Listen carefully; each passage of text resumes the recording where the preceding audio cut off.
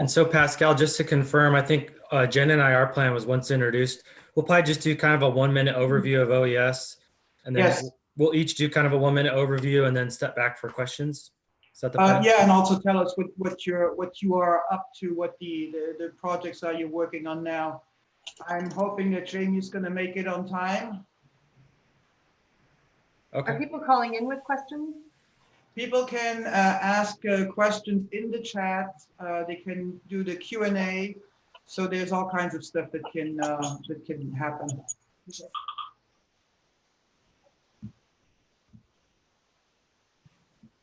No, Jen, not yet. Okay, I wasn't sure. As soon as everything is set up and we are going live on YouTube, Perfect. Then I will adjust slightly.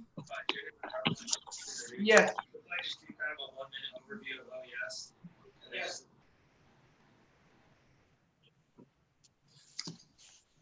That's worse.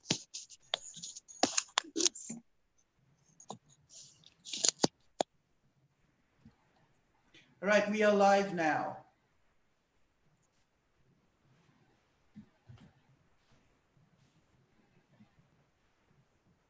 And I would ask everybody to mute your microphones when you are not talking.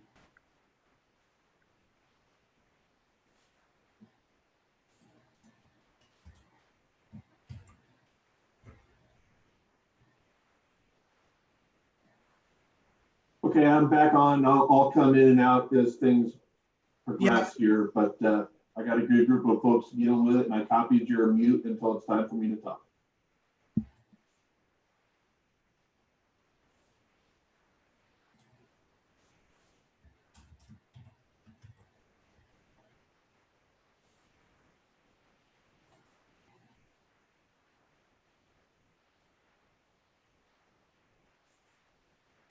Here we go. We are now live. Welcome, everybody. Welcome to the small outdoors town hall.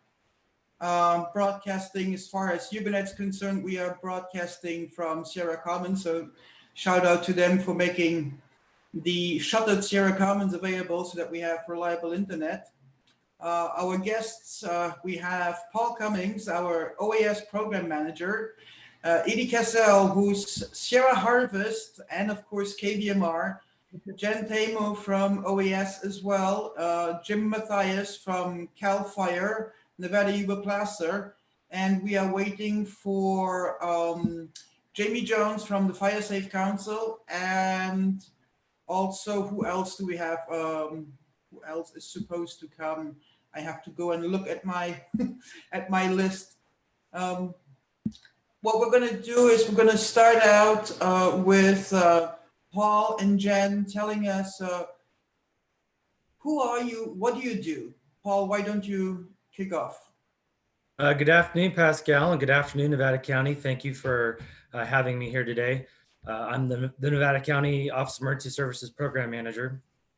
So the Office of Emergency Services, for those of you who aren't familiar, we have the purview of the entire county for disaster planning for everything from floods through wildfires. And wildfires, you know, is one of the greatest threats that we have in Nevada County. And so that's what we'll be talking about today. One of the big things that we try to do to mitigate wildfire in our county, we have a few programs that fall under what we call our hazardous vegetation reduction program. So we'll talk about the Ponderosa project. We can do everything from these great big landscape level projects all the way down through these local projects that we're encouraging you to do today in your neighborhoods and around your home. We also have the Defensible Space Inspector program. Some of you may have heard of that, and that's reinforcing our county's hazardous vegetation ordinance 2463. The Office of Emergency Services also has the Emergency Operations Center. We do a lot of the Code Red outreach, and we're active right now with our COVID response. And with that, I'll turn it over to Jen Tamo.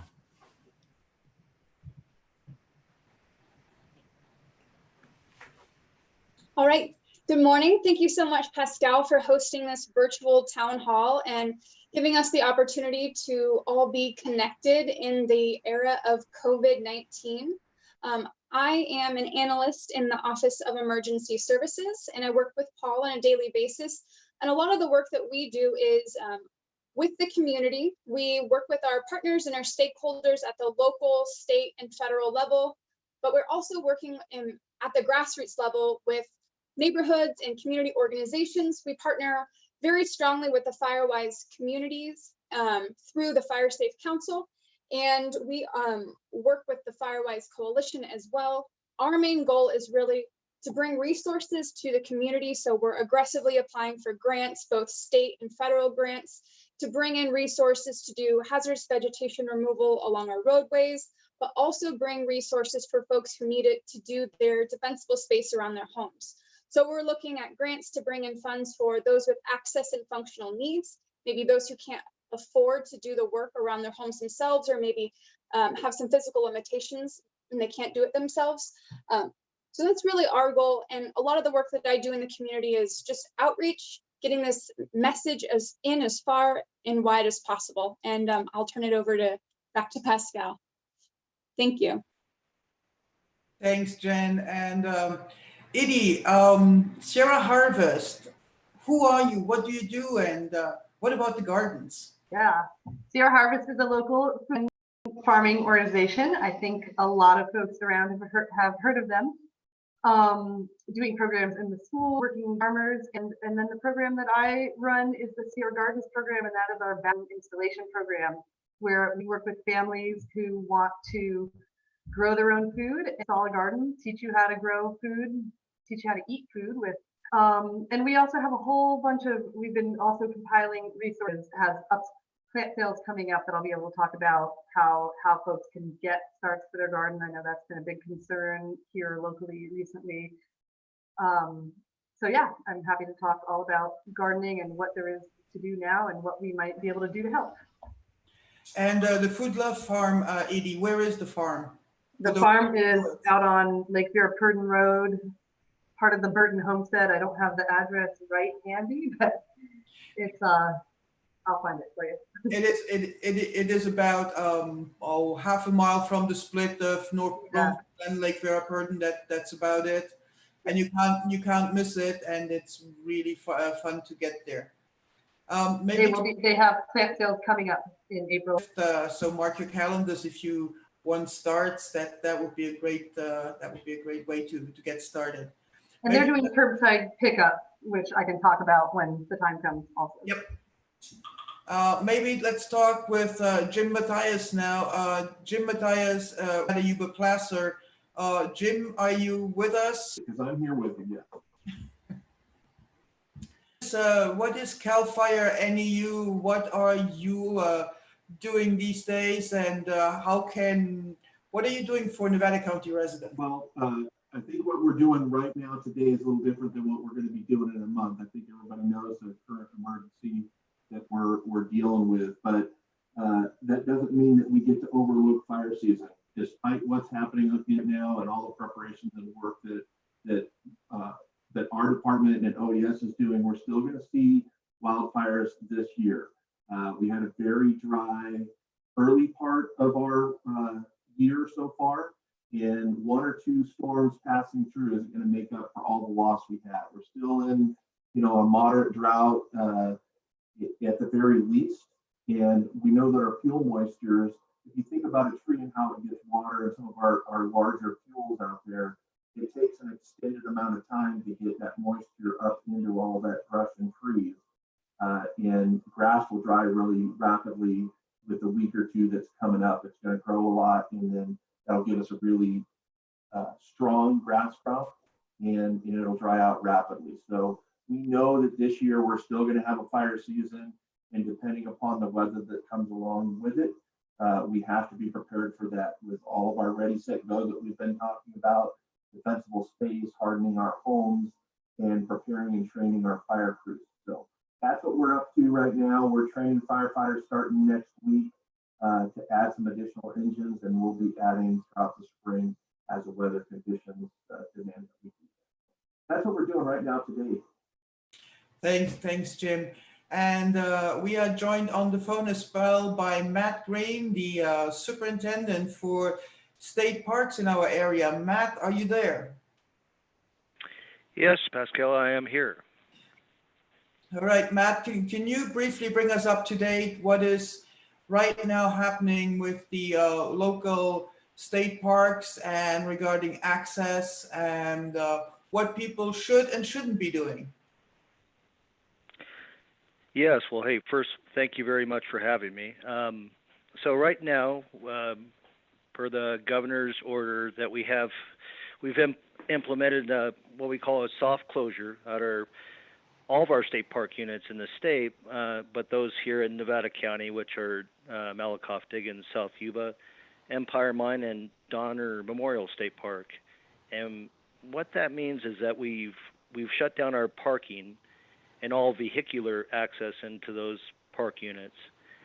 And what we're trying to do is to maintain what the governor has put in this order to prevent non-essential travel, number one, and number two, maintain social distancing in those units. And the challenge is to try to make it so people that are next to those park units that they can walk into them and still have pedestrian access. They can right now still access the trails as long as they have that 6-foot distancing, and there's not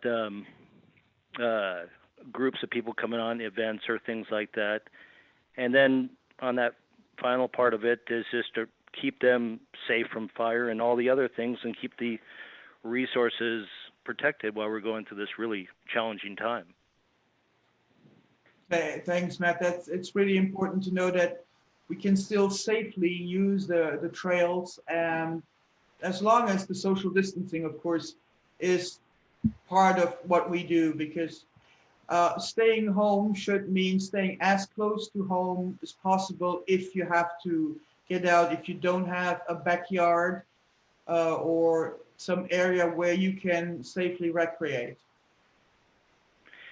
Exactly, Pascal. More we don't want to be is what we're seeing in many of our coastal units and in Southern California, where some counties, we've been aligned with those counties, and we've had to do it on our own also, where we've gone to what we call a hard closure.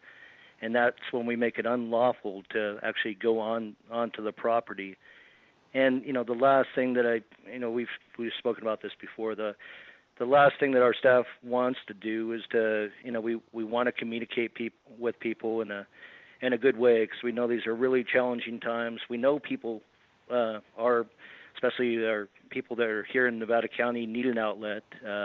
We want them to come inside the parks, and the last thing we want to do is to issue citations or do anything that's going to bring more stress onto the community. We want to be that resource, and of course, when we're having people enter the parks too, it's we're hoping that we're going to have people at the units, both our seasonal staff and our law enforcement staff. But we'll have our seasonal staff out there talking to folks and trying to divert them through our main entrances, and then talking to them about social spacing, because one of the things that we've been asked to do as a state agency is to kind of survey of how this beta test is working. This is, it's not in our DNA to do something like this, to close off public lands or to have these mitigations in, but we're hoping that people can walk in, if they're in the area, walk into the main entrance. Please don't skirt down the sides of hills or things like that.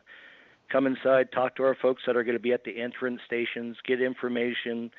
If you're going to be entering some of our trails, to keep that spacing, because one of the things we have to do is to survey how it's working, and we want it to work. And I think it's in everybody's best interest that we keep the units open so people can have that recreation time. Perfect. Thank you so much.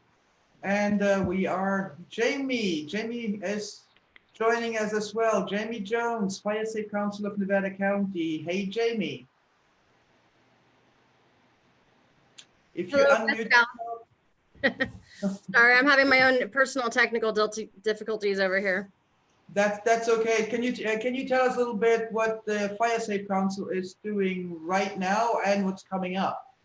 So right where I think many of you saw the message that went out that we were on hold with our chipping program. Our chipping program is back active as of this week, and we have 2 vehicles out helping the community as they're preparing their defensible space and clearing. And so that is ramping back up. Our defensible space advisory visits are still on hold as we have, some concerns about social distancing, and we don't want to put our volunteers in any sort of jeopardy there. So for the time being, that is on hold. However, we're still encouraging all of our residents to reach out with questions via email or phone. All of our staff is working remotely, and we're available throughout the day to help with those. And we're also encouraging people to, continue those activities around their home. This is the perfect time while you're kind of in lockdown to be working on home hardening projects and clearing and, getting those piles ready for us to come and chip.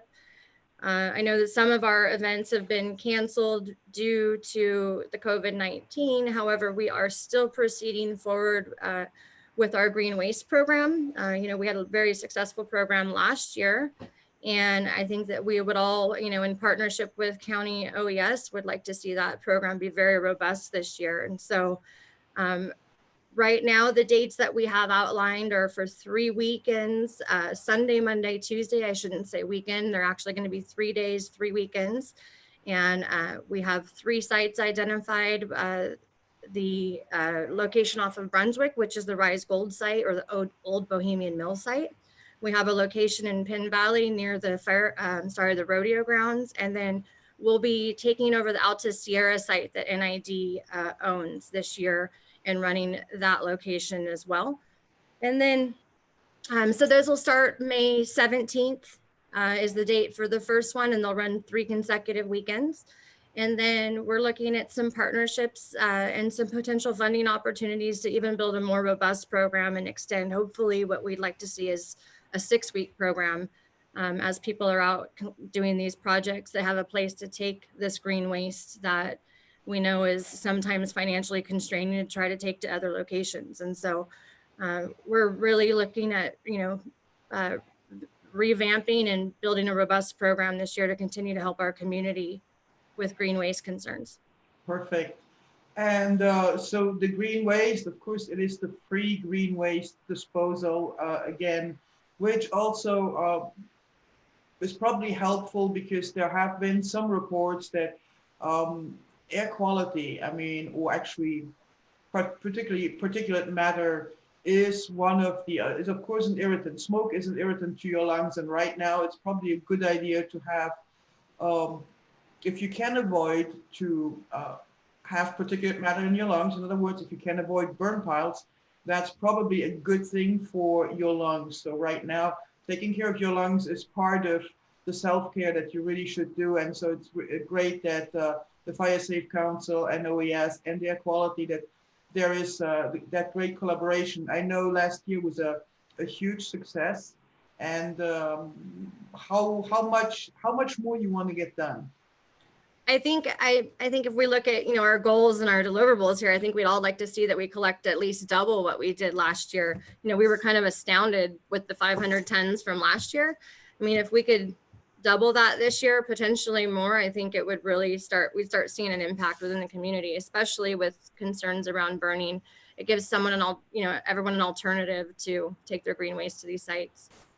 And of course, as a reminder, burning is always prohibited within city limits. So Grass Valley, Nevada City, there is no burning within city limits. And I know I got a question if there could be exceptions could be made to have burning allowed in Nevada City so that people could be ready for fire season within city limits. But probably the free green waste drop-off weekends, extended weekends will be a better solution than to start back up, burning back up in Nevada City. I would agree. I think that if we could extend that program to 6 weeks, it would just give an alternative to, potentially our sensitive groups, and putting them at risk. So we're excited to offer it, and we're really hoping that the 6-week program is the option, and we should have more information coming, in the next week or so. But and could you repeat the 3 sites one more time, please? Yes. So the sites currently are, we have a location off of Spenceville Road across from the fire department in Penn Valley. And then the other site is the old Bohemian Mill site, which is owned by Rise Gold, and it's up on Brunswick. And then the other side is Francis and Reagan, the corner of those two streets. It's the NID site that they've contributed there a lot, and it's where the Alta Sierra Property Association typically runs their green waste, and we are taking that site over this year with the help from their volunteers and expanding that program. Perfect, thank you. And so what is right now, also get a question from people asking if right now a good time to actually cut brush? Is because, well, birds are nesting, but fire season's coming. So, and if brush is cut now, does it still count as green waste by May when the green waste event is happening? Who wants to take that?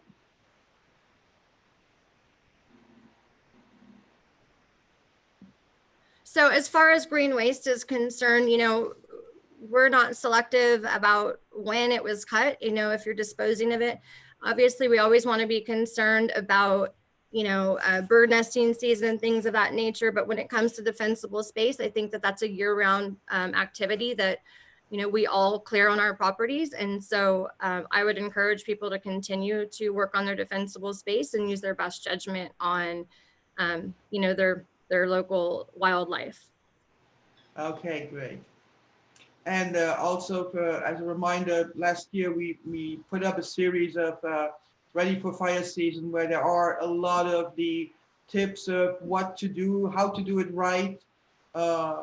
It's still there. You can still go on Ubernet and you can pull up the whole series if you need more tips, or if you're new to doing the defensible space work yourself because you want the exercise or it needs doing, and right now is a great time to do it. I would also, maybe Jen or Paul, as far as OAS goes, what other programs do you have in the works right now?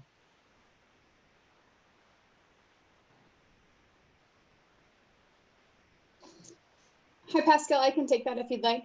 Please. Yes, please. Yeah, absolutely.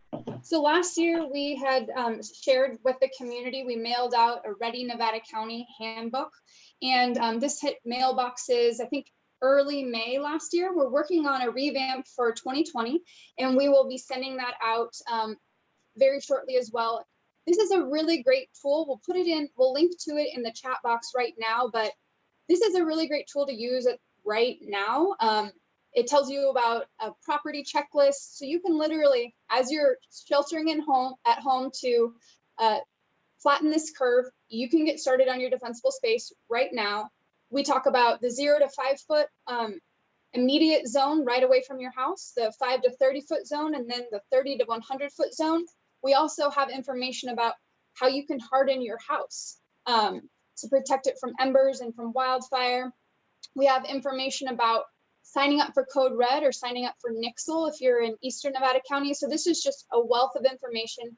We partner with the town of Truckee, Nevada City, Grass Valley on this book, with our fire district partners on this book. So we really want to have a one-stop shop for the best information, local information for folks. So this is a really great resource. And we're also partnering with some of our local nonprofits as well, like Free, 211, Connecting Point, Gold Country Community Services, to bring even more information to folks this spring as we do the 2020 version.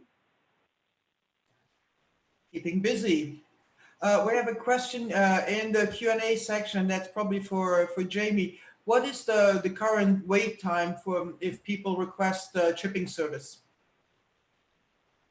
So currently, when we first started back up, we estimated it was about a month. With our 2 vehicles running 5 days a week right now, I expect that that'll be about 2 weeks here within the next few weeks. Our 3rd vehicle is on its way being delivered. I just got confirmation on that yesterday. So we potentially can have all 3 vehicles out and in the community by the end of next week. So we're hoping that we don't have much more than a 2-week wait time here coming up in the next few weeks. Great. I mean, 2 weeks, that's fast service.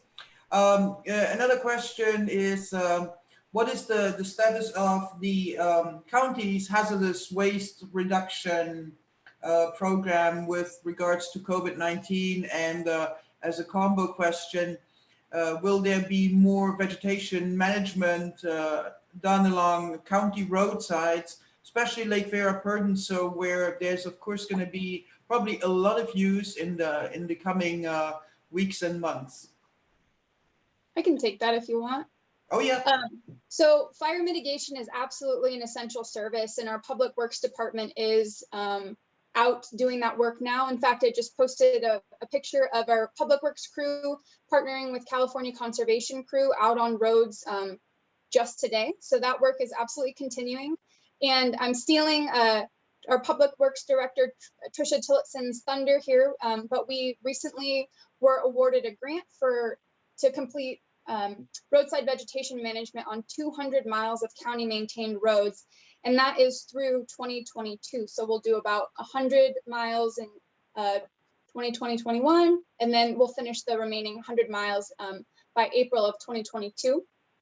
And if you're interested, if you have a specific road that you're interested in finding out when that'll be treated, you can reach out to the Public Works Department. I don't have the list of those roads right now, but with funding, that helps us achieve about 40% of county maintained roads. So that's really wonderful. That's pretty amazing, and let's hope that Lake Vera Purdon is on it, because of course that plus Pleasant Valley Road, which is, we are all leading to both state parks and BLM lands. It's normal that people want to have exercise and do it safely, but let's pull it back in and see. I would like to talk more about the gardens, because planting season this year, there's a lot of people that have either their own starts or are ready to get starts. And I know Sierra Harvest, you have put out this great resource list for people, and of course there is help. You also are doing a lot with schools to actually have kids actually taste vegetables and have them, and I've seen kids at the farm and they actually like their vegetables. But hey, if I want to start a garden because, well, I have time or I'm just a little concerned, how do I go about it, Adi? Well, now is definitely the time, and you would contact me at Sierra Harvest, ed@sierraharvest.org. And we're still operating. We are still installing gardens and meeting with folks in our, sort of new and improved socially distant way. If you're interested in installing a garden or getting help with an existing garden, or sort of revamping an old garden, we'll come out, we'll do a site visit. We'll luckily the great outdoors enables us to be physically distant as needed.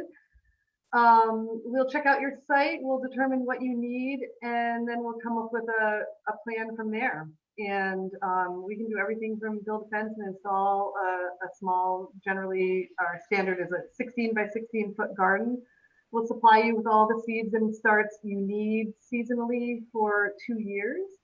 And we'll hook up an above ground drip irrigation system and provide you with mentoring and know-how along the way. We have a lot of garden mentors, volunteers, and other staff who are available to troubleshoot with you, fix an irrigation system if something goes wrong, find out what that crazy bug is eating your broccoli, or just plain tell you when a zucchini is ready to harvest.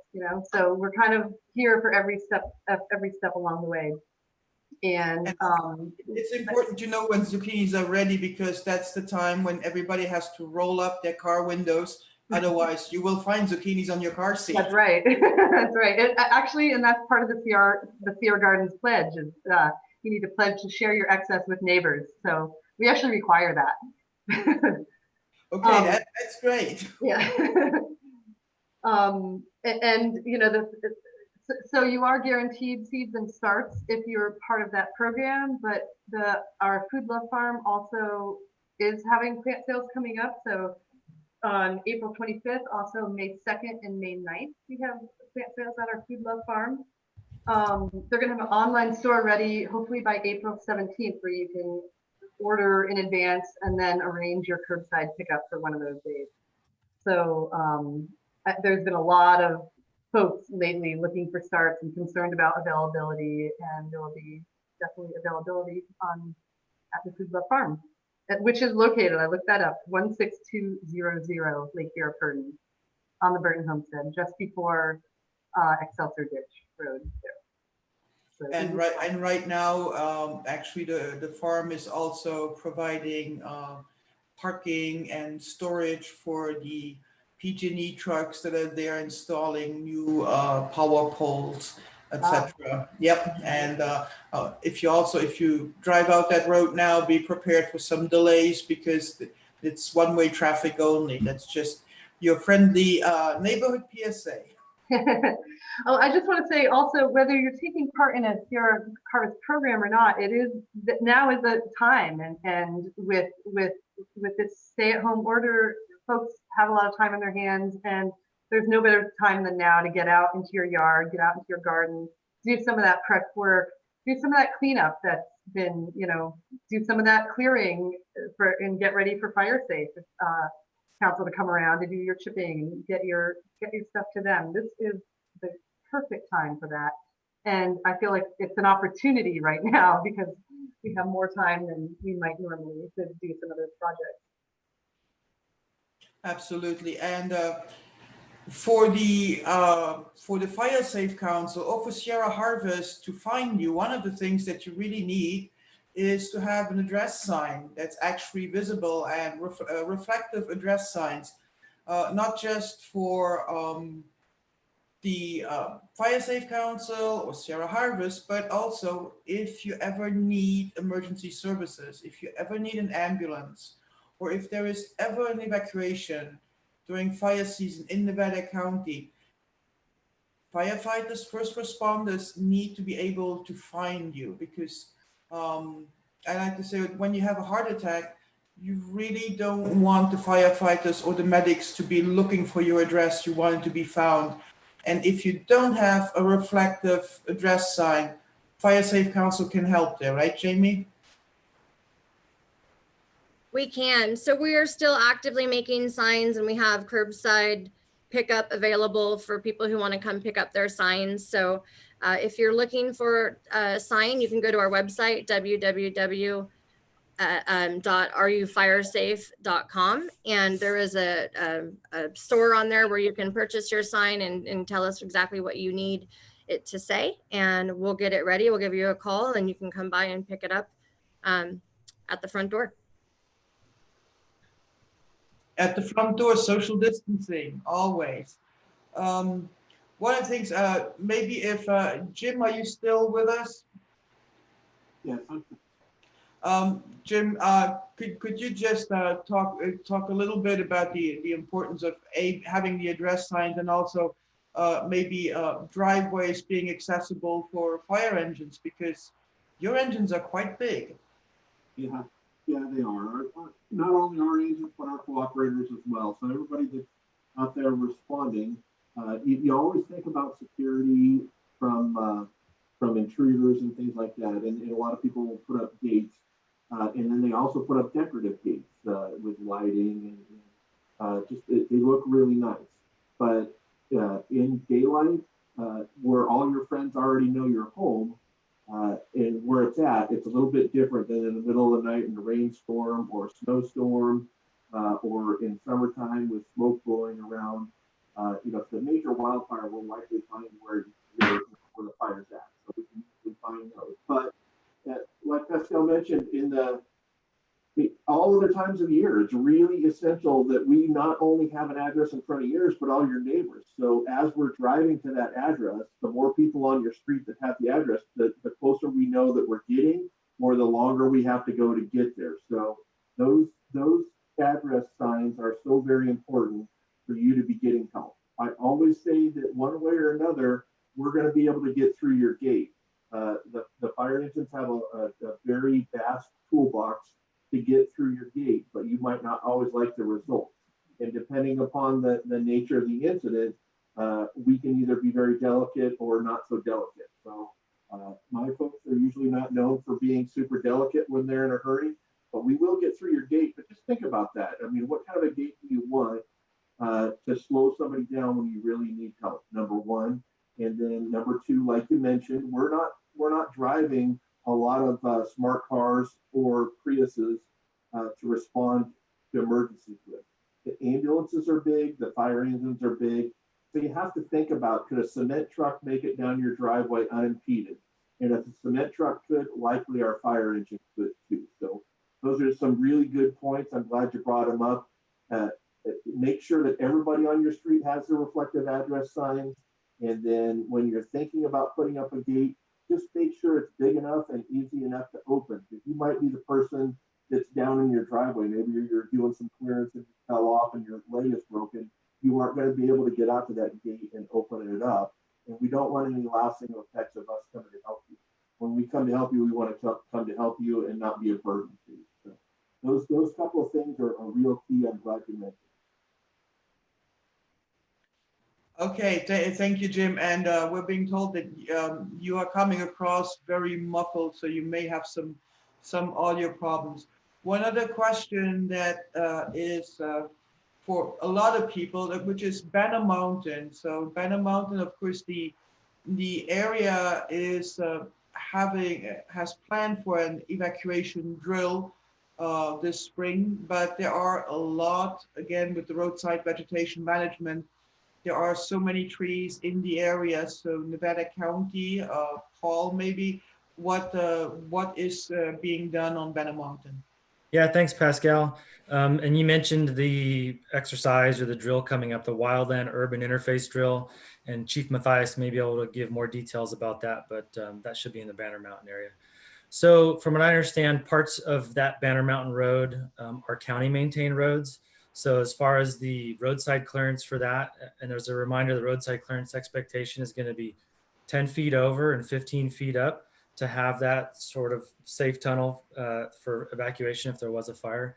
That's going to fall to our county public works. And we know that this area is a key evacuation route and is it's on their priority list for clearing. And I think it might be even in their category 1 for clearing. And as far as the private parcels that were there, if there's any parcels that are touching, they're roadside privately owned, we encourage neighbors to work together to clear those. And if you are the individual property owner, we would encourage you to also get that 10 feet over and 15 feet up of roadside vegetation clearance. And in the similar vein, are you changing your plans if an evacuation should become necessary now with COVID? Because we can't have the normal evacuation, everybody go to the fairground, everybody in the same building. So we're pretty sure you have plans for that. Yeah, one of the biggest changes would be, like you mentioned, a sheltering situation. I think it's more important to get away from the fire right now than that's going to be a more immediate threat if there's an actual evacuation. Follow the instructions of law enforcement, getting your vehicle and leave. But if you end up in a situation where you're having to shelter, we call that a congregate shelter, where everybody's all together in like a fairgrounds, versus non-congregate where you might be in a hotel room. So if the COVID virus is still very active, we have had some discussions around what a congregate shelter would look like. So we've talked to the Red Cross, and normally each person is allowed a certain amount of space. Well, we're going to increase that. So there's going to be more space between beds and more space between what each person would have. There'll be some increased protocols because most of our shelters would have nurses there from the county. So there would likely be some temperature checks and things like that. So we've started those discussions. We've not fully, completed that planning, but we're certainly considering that as we progress into both events, the virus and into potential wildfire season. And then also, what can we as residents do differently getting ready for the season? If there is an evacuation coming, should we plan on, well, first of all, could we leave the area? Let's say if we have we have our 5 and we have somebody who is out of the area. So how is this gonna interface between the stay as close to home as possible, find your five and get out of the area? What's the guidance there if that has been finalized? Yeah, and for the audience, if you haven't heard the term "Find Your Five," that's a term that we use in OES. It's a program to try to find 5 different people that you can connect with, to check in with for information, and that you might these could be potential places where you might go during any hazard, really, but for a wildfire. So we talk about finding your 5. That could be somebody down the street. That could be somebody in the next town over. That could be somebody in the next state over. In fact, we recommend you don't have all 5 of them be right there in your neighborhood. This is so that as you're trying to get information from Code Red and from Ubinet and from the news, we want to have many safety nets to get you clued into an evacuation or a threat in your area. So that's one of the good reasons to have this group of 5. And then also, like Pascal mentioned, it could be a place for you to go if you need to get away for a few days to evacuate to. So to answer your question of how might that work while we're in this shelter in place situation, again, I would think getting out of the wildfire threat is going to be more important than observing that shelter in place. But look to our office and some of the other maybe state level emergency management entities to be pushing down information with clarity. So I have to assume that during those times, we're going to be pretty directive. You can travel out of county or even out of state if you have to find a place to shelter while still observing, social distancing as carefully as you can. I hope that answers your question. Perfect. Thank you, Paul. And Edie, if you could, for a second, if you can put on your other hat, while when we're talking about notifications, etc. Edie is also a KVMR. She is with KVMR, and of course, KVMR is the emergency broadcast station for Nevada County. So, in case of evacuations, we will, of course, all of us will work together to amplify the information that comes out from OES, that comes out from the sheriff's office, etc. So I think, Edie, you guys are ready with that as well. Absolutely. I don't know if folks have been tuning in all throughout this stay-at-home order, but KVMR has a handful of folks who have been there kind of around the clock giving regular updates and things like that. And that is sort of our MO around any kind of emergency. We're in touch with OES, we're in touch with Pascal, we're in touch with all the emergency organizations out there. And we do have folks who are trained and ready to give kind of round the clock, maybe not round the clock, but kind of round the clock regular updates on, the current evacuations and the whole situation.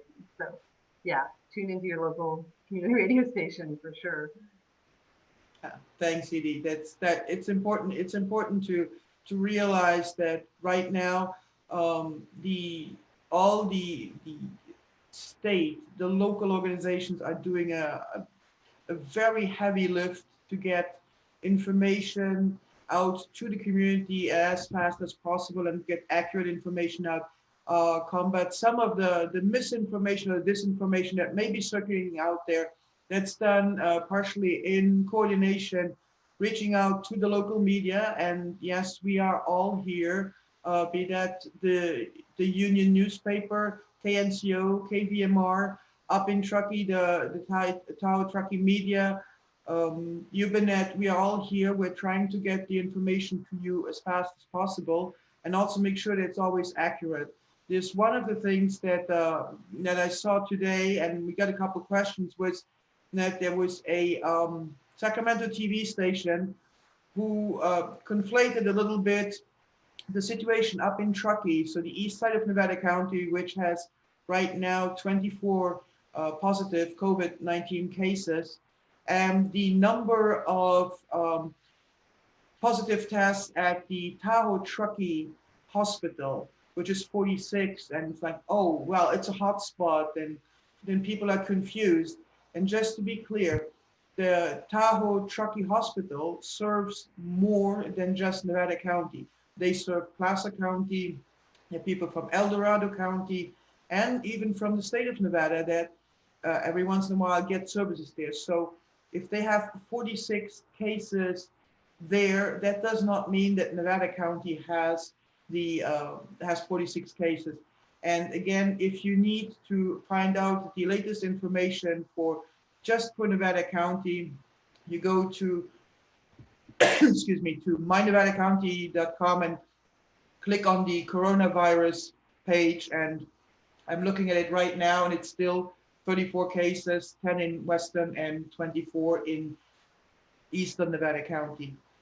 That is, and of course, you can always call 211.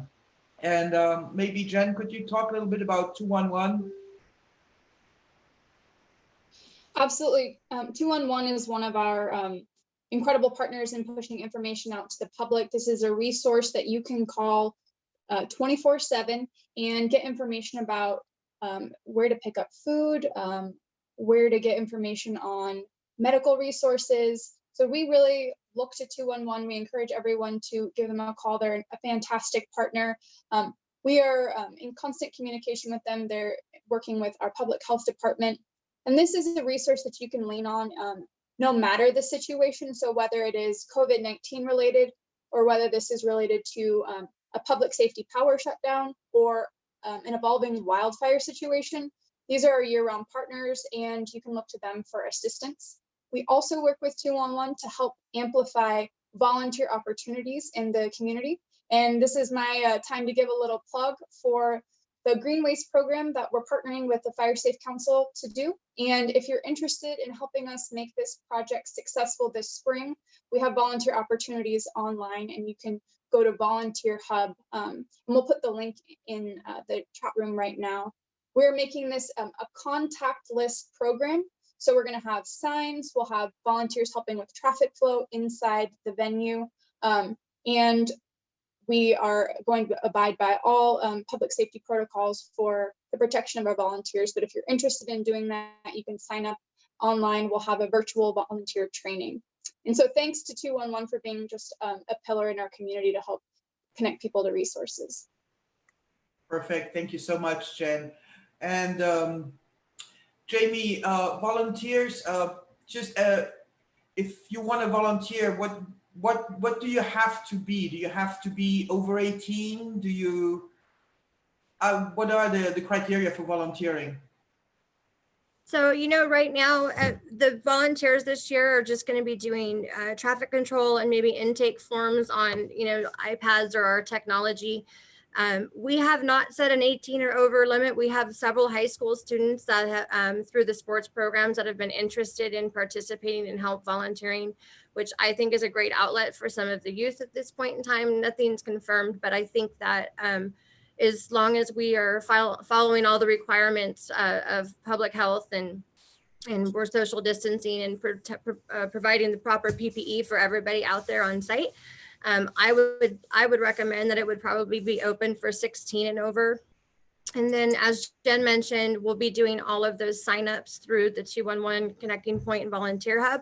And so there'll be more information posted online about the different types of opportunities available through that program. Great. And a lot of people that are with us here of our participants, they actually watched your movie. We have movie stars here on this panel. So can you, I would like to hear from Jan, Paul, Jamie, and Jim about the Ponderosa project, and how would you describe it? Who wants to start? I mean, I'll start off I probably am the least authority on this, but definitely Jamie, Jim, and Jen have done a lot with this program. And this has just really been a great collaboration between the county, CAL FIRE, and the Fire Safe Council to create a shaded fuel break, which is going to hopefully spread, stop the spread of a wildfire from, the western part of Western Nevada County to the eastern part. In fact, to quote one of our esteemed and legendary CAL FIRE division chiefs, I think he says, if you create the defense, we'll provide the offense. So that was Jim Mathias. But I'll turn it over to Jen, I think, to talk about our role in supporting the Ponderosa project. Yeah, so the Ponderosa West Grass Valley Defense Zone project was really a success story for here in Grass Valley. We're really excited about the partnership with CAL FIRE and the Fire Safe Council. If you haven't seen the video, shameless plug, you can catch that on YouTube or Facebook, online.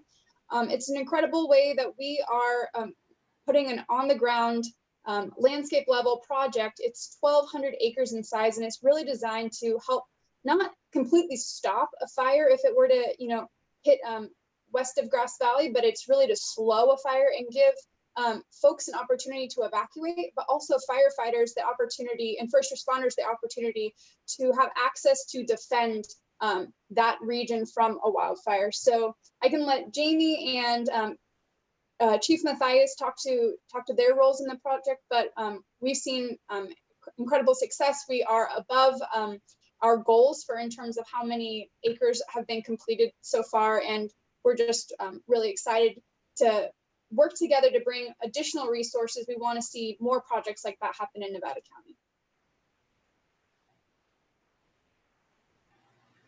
Jamie?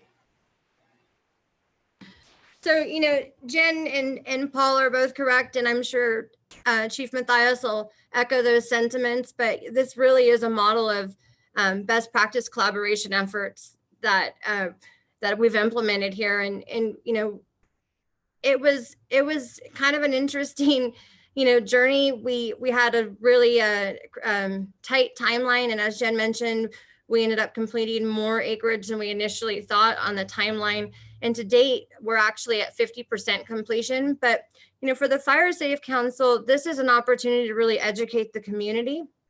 And, at some points there was some resistance, there was some concerns about, what the properties were going to look like. Because I think that we always battle the stigma of what a fuel break looks like, and that's more of a fire break. And as neighbors saw the beautiful work that was being done, and that we were, basically implementing defensible space around their homes and throughout their entire parcels, they couldn't wait to sign up. They were really happy with the work. And, we coined the term in the actual video park-like, but it really is, we've been able to keep and preserve the wildlife in the area and the vegetation, but, do it without all the ladder fuels and the dense vegetation that would have normally been there, and, potentially prevented the fire department or the fire agencies from defending those areas, and that on such a crucial ridge line through our community. So we're really happy to be involved. We're really happy to, to be with some of the best partners in the county who have a love of their community and have been so successful at implementing this project. Chief Matthias. Okay, like we always say, there's like a three-legged stool that keeps us safe from wildfires, and one is it squarely falls into operations in the fire department's responding out there. And then the other two legs of that stool are the pre-fire engineering and all the laws that go into protecting your properties, and then the homeowners actually taking the responsibility themselves. And so the Ponderosa project, not only is it a great collaboration between a bunch of different agencies that are working together for a common good and in defending one of our hubs of citizens in the city of Grass Valley and beyond in the greater Grass Valley area, but it's a really good collaboration of all those folks working together to not only do defensible space around homes, but it helps with a project that was started in the 30s to make the Ponderosa Way fuel break. So it does those two things. It helps with the pre-fire engineering and the design and the laws, and then it also is helping some of the homeowners who are also complementing that project with doing the work even closer to their homes. So it's been a great collaboration of all those things, and I don't think that we lost a lot. One of the other concerns was the federally endangered species between the Stebbins morning glory and the flannel bush and even some of the McNabb cypress. And we did a pretty good job of having experts on scene to make sure that those, not only were they protected, but that they'll be able to flourish for years to come. So I think it was a good collaboration, and it's a good line in the sand, so to speak, for us to be able to make a stand against a wildfire burning in there.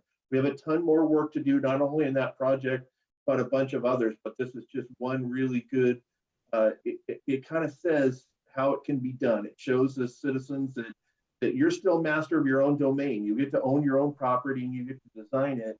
And we can meet in the middle by making your property safe and also make it look the way you want. So my hats are off to everybody that worked on that, because it's really going to give us as the fire service a good chance to be able to defend just a lot of people and animals in the city of Grass Valley and the greater area. Thank you, Chief Matthias. And Jen, Jerry has a question about maintaining this shaded fuel break. And I believe that in the this project, which is one of the 35 projects that Governor Newsom had tagged as priority projects, and not to mention that Nevada Yuba Plaza unit for CAL FIRE has not one but two of those projects. But what about the maintenance? Because we all know that brush goes back pretty fast.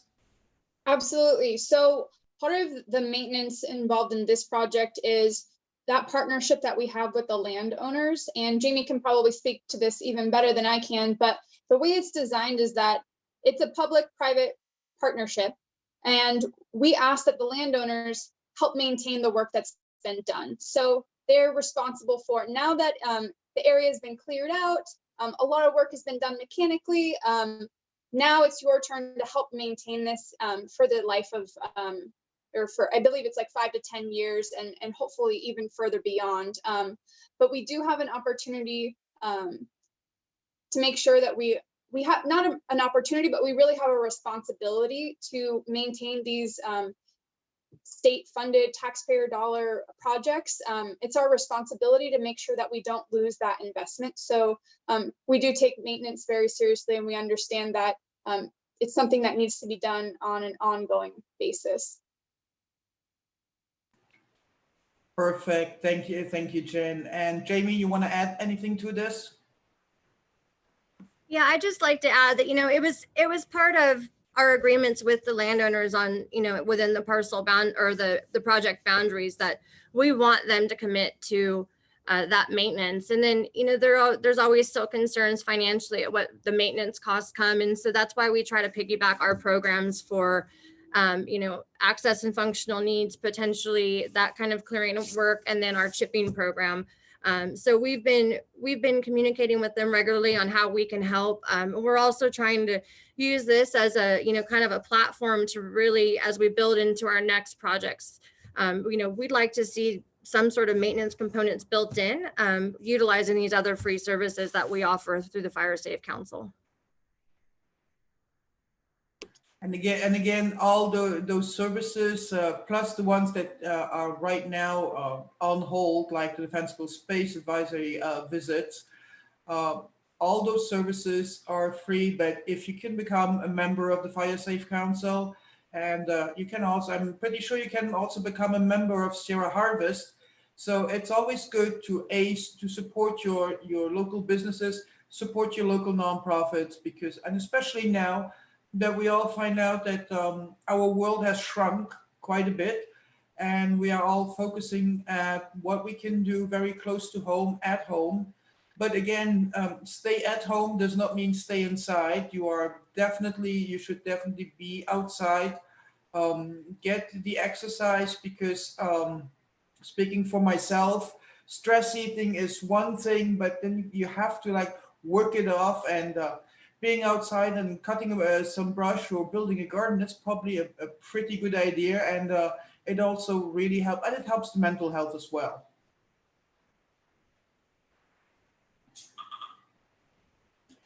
And I'm in here, Pascal. yep, I just wanted to say, bringing it back to the backyard, what a great activity for kids to be out in your backyard, out in your garden, growing food, picking food, eating food that you grow yourself. There's no better time than now to do that. And for folks who have kids at home right now and out of school and are looking for something to do, and a great learning experience as well, install a garden. that is incredibly good advice. And I would add to that also not just building a garden, but at the same time, when you're out with your kids, you can also point out the various birds, for example, that we have a pretty good variety of birds here in Nevada County. So that's another thing you can learn. And then, of course, gardens. There's also you can also plant just for the critters if you want to. You can you can plant for the bees, for example, which is always they need the colony collapse is a thing. So if you can plant some plants that the bee friendly, where they can get some nectar, that's probably also a good idea. And I'm sure you guys have starts for those as well. Absolutely. All right. Well, we have 3 minutes left here, so let's final roundup, final thoughts. Each of the panelists, can you please tell us what should we be doing now? Edie, starting with you. Okay. Now is a good time to be cleaning out your garden beds, planting early cool season spring crops such as broccoli, cabbage, kale, chard, lettuce. These things will hold up to some frost, and they'll really thrive right now in your garden. Peas also, and other root crops like carrots, beets, radishes. Now is a good time. If there's a little rain left to come, that's a nice time it so that the rain waters these things in. It's really good time to get that going. It's also a really good time to get rid of noxious weeds like Dorita grass. It's a good time to be digging blackberries if you have blackberries encroaching. The soil is soft, stuff is popping up easy if you have the right tools. So that's what I've been working on, sort of that kind of cleanup, getting my garden going, getting it set up for the rest of the year. Hey, thank you, Edie. Yeah. Jen? Yeah, so I just want to give a PSA for both Tahoe Truckee Sierra Disposal and the McCourtney Road Transfer Station. In the era of COVID, the messaging that we really want to push out is those are still open for essential services, but we really want folks to be utilizing alternatives to going to the transfer station. In Eastern County, it's going to be closed to the public, and we'll be sending out a PSA from the county in just the next day or so. Please, if you can, we encourage you to buy or rent a roll-off dumpster instead. You can do that for trash that you need to pick up. You can also do it for green waste. We're encouraging folks to get with their neighbors. You can rent one of those big dumpsters and have a work party separately, social distancing, but also take care of some of that defensible space. So really we want folks, we need to reduce the number of folks who are going to the transfer station here in Western Nevada County. We only have a few staff members who can run that. And so we need to keep them healthy. We need to keep them safe. This is really a call to the community to think in community terms. Paul? So I think that this mailer Jen talked about, there's a link to it, to a digital version, I think in the show notes here somewhere. So please check that out, read it end to end. It'll get you ready for wildfire season. The three big things I thought I would mention are: use this time while you're at home to pack your go bag, something that you can live out of for 3 days if you have to evacuate. Take this time to sign up for Code Red. You can do that through 211, or you can go to our website and make a managed account. And then lastly, I'd encourage you to look at where you live and Google Earth and Google Maps and try to find 3 ways to get safely out of your neighborhood. That's all I've got, Pascal. Thank you for having us today. Thank you. And Chief Matthias. Okay, hopefully my sound's better. I did some technology upgrades while we were waiting. You can always look. We have Jim, we have really a lot of trouble hearing you. Okay, so there's not much I can do. I've done everything I can do. Readyforwildfire.org is our website.